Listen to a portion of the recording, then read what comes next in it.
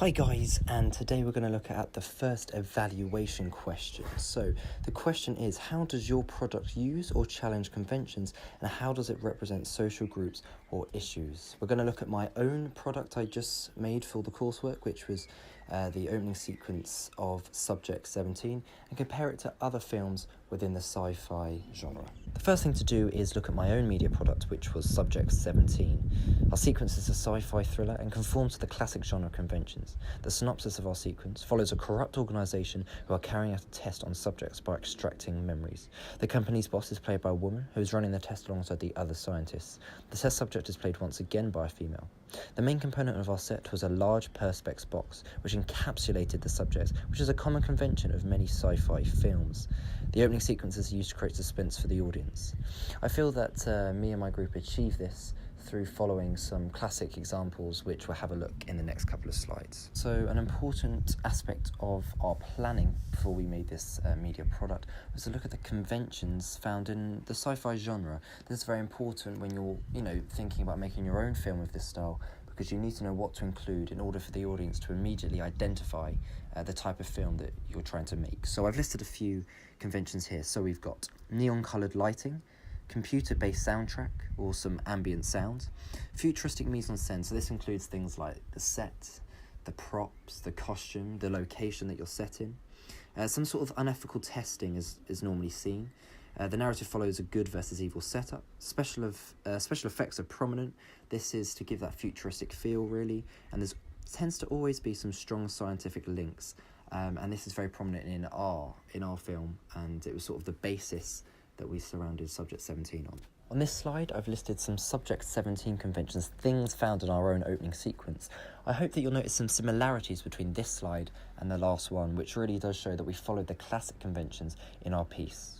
So we got some low-key lighting, blue lighting in particular, that ambient noise. We chose a female lead of the organisation. Hopefully you'll see links with that in later slides. Of course, scientific links, which is, as I said, what we based our sequence on.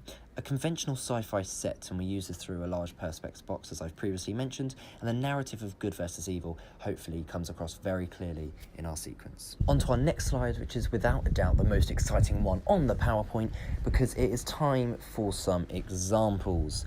Now, in this section from now on in the PowerPoint, I'm going to have a look at how Subject 17 and other professional movies, Hollywood movies, and how you can see similarities between them, which hopefully shows the professional look of our own piece.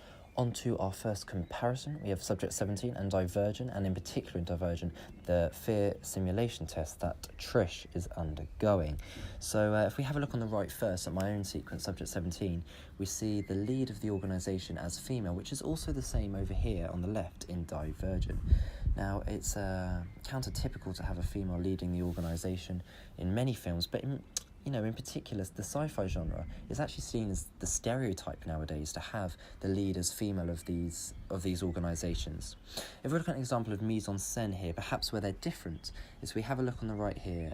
Ollie, who plays our female lead of the organisation, is in a lab coat. Now, this does paint the convention of this scientific link and, shows that she is on the same team, the evil side of the team, when the other scientists in the sequence are also dressed in the same lab coat.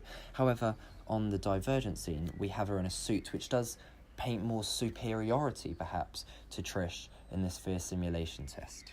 Onto this slide where we're using Divergent once again, and Trist, actually.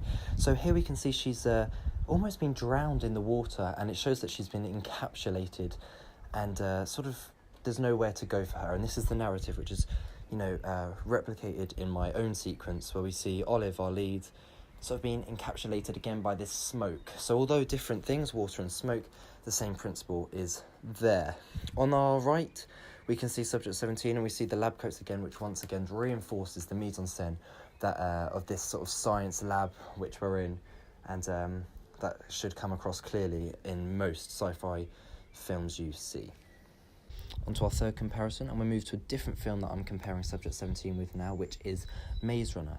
In this scene, we see Mino being woken from a test, and it's the exact same narrative which is happening to Olive in Subject 17. We've put her to sleep in order to extract memories, and a similar thing has been happened here to Mino, while they do tests and research on him.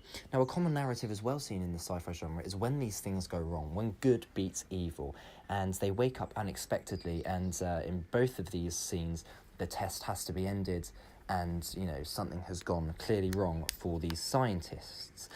If we look at the camera work in both of these shots, and it's a clear camera shot used in many sci-fi genres, is that close-up, especially of the eyes, so we get the full reaction of the character as they wake up from this test. And it's a really important shot, as it does show the importance of these tests, and that when they don't work, the audience can clearly see that.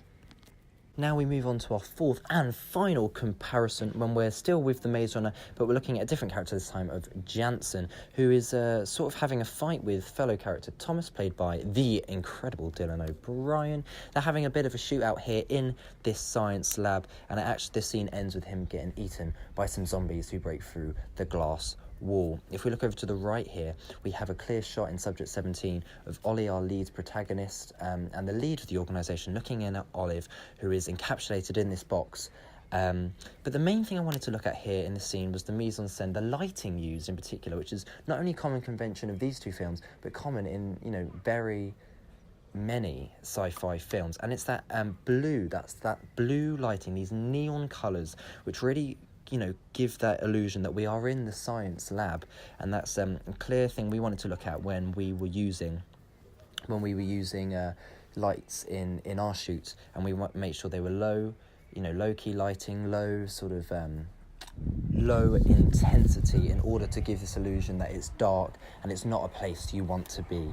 And once again, follows the narrative of good versus evil. Normally the evil things are happening in these labs. As this presentation draws to a close, I think it's important to reflect on this piece, and, you know, I am very happy overall with the professional look of the piece, and without looking at other films of this genre in my research and knowing the conventions of a sci-fi film, I think it would have been a lot harder. And I hope in this PowerPoint I've proved how I use my product of Subject 17 to use, but not only use, and challenge conventions of how it represents social groups and issues. Thank you for watching, and we'll see you very soon.